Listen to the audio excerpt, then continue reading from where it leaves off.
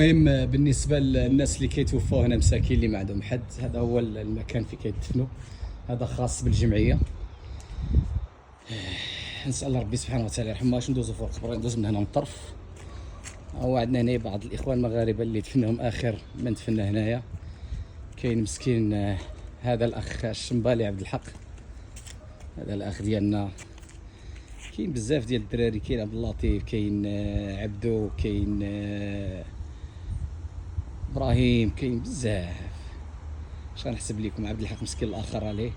وما هذا الاخ ديالنا عبد الحق الشمبالي الطويل والكازا.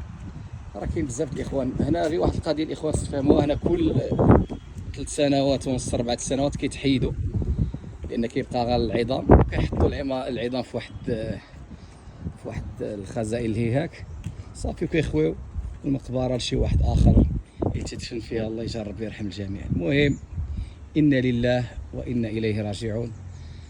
قلت لكم الثمن ديال الغربه ماشي هو ان ما عندكش فلوس، ولا الثمن ديال الغربه هو انك تموت. ليس الغريب غريب الشام واليمن، وانما الغريب غريب اللحد والكفن. انا كرسي